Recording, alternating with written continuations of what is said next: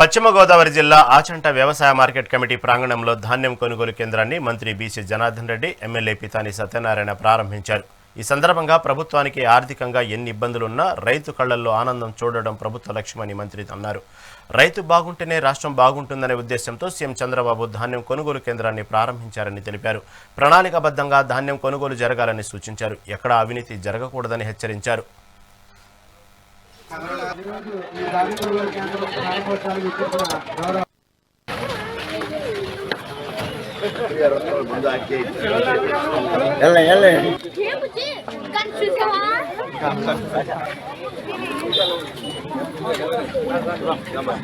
కొనుగోలు కేంద్రాలని ప్రారంభించడమే కాదు, మాయిశ్చర్ కంటెంట్ ఏదైతే 17 ఉందా, 18 ఉందా, 20 ఉందా చూసుకుని ఏదైతే ప్రైస్ ఫిక్స్ చేస్తానో మాయిశ్చర్ బట్టి అదే ప్రైస్ కి రైస్ మిల్లర్స్ ఆమోదించవలసిన పరిస్థితి ఉంది. అంతేగాని గత ప్రభుత్వం లాగా నేను చెప్పను మీరు ఎంత కట్టాలి, బ్లాక్ లో డబ్బులు ఎట్టండి, డబ్బులు కట్టండి, లేకపోతే దాన్ని చెప్పనని చెప్పి 4 రోజులు, 5 రోజులు, 10 రోజులు కూడా కిరాయిలతో పాటు మానసిక ఆవేదన గురైన రైతు ఈరోజు చాలా హ్యాపీగా ఉన్నాడు.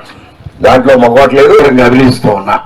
స్వతంత్ర సమయోధుల ఫ్యామిలీ నుంచి వచ్చిన నరసింహారెడ్డి గారి యొక్క ఫ్యామిలీ నుంచి వచ్చిన బీసీ గారి కూడా మనందరి తరఫున అభినందిస్తున్నాం. ఈ కార్యక్రమాన్ని కూడా పిలిచాం. 2 కార్యక్రమాలు మా ఆర్ఎండ్బి మంత్రి గారికి ఒకటే చెప్తా ఉన్నాం. రోడ్లు చాలా ఇబ్బంది పడుతున్నాం, మా వాళ్ళు అడగలేదు, కానీ నేను అడుగుతున్నాను వాళ్ళందరి పక్షాన ఆర్ఎండ్బి రోడ్లు కొద్దిగా ముందు రిపేర్లు రేకప్ చేయండి. రోడ్లు అడగట్లేదు, నాకు కూడా ఆర్థిక పరిస్థితి తెలుసు కనుక ఇమీడియట్ గా రిపేర్లు మళ్ళీ మొదలు పెట్టించండి. త్వరలో ఎక్కడ సాధ్యమైనంత వరకు మాకు రోడ్లు ఇవ్వండి. ప్రజాప్రతినిధుల పక్షాన మా అభ్యర్థిని మీరు మన్నించవలసిందిగా కోరుకుంటూ జనార్దన్ రెడ్డి గారు కొనుగోలు కేంద్ర సేవ ప్రారంభించిన సందర్భంగా హృదయపూర్వక అభినందనలు చెప్తాను. రైతులందరూ ఏ ఒక్క రోడ్డును కూడా రెన్యూవల్ కానీ పార్ట్ వాల్స్ పూడ్చడం కానీ ఏమి చేయలేదు. అవి వర్షాల కంట పోయి మొత్తం రోడ్లే మూవ్మెంట్ లేకుండా పోతే గతంలో ఒక ఆర్ఎండ్బి కాంట్రాక్టర్ గానీ అనుకుంటే గౌరవంగా జరిగే వాళ్ళు.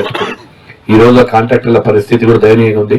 వారు పెట్టిపోయిన అప్పుడు కూడా 2,800 కోట్ల రూపాయలు మొన్నటికి తీర్చడం జరిగింది కొన్ని. అదేవిధంగా మా ప్రభుత్వం వచ్చిన తర్వాత part walls, mission part wall అని 6 నెలల కాలంలోనే చాలా వరకు కూడా మిషన్ పార్ట్ వాల్స్ కింద గుంతలని పూడ్చడం, మళ్ళీ ఈ తుఫాను వల్ల మళ్ళీ అవి దెబ్బతినడం కొన్ని జరుగుతూ ఉన్నాయి. ఆర్థికంగా ఇబ్బంది ఉన్నప్పటికీ ఏదేమైనా రహదారులు బాగుండాలి, ఇన్ఫ్రాస్ట్రక్చర్ బాగుంటేనే రాష్ట్రంలో అన్నిటికీ పేరు వస్తుందని గౌరవ ముఖ్యమంత్రి గారు కూడా చెప్పారు. త్వరలోనే దానికి కూడా ఒక కార్పొరేషన్ ఏర్పాటు చేసి ఈ రోడ్లన్నీ కూడా బాగు చేయడానికి ప్రయత్నం చేస్తాము.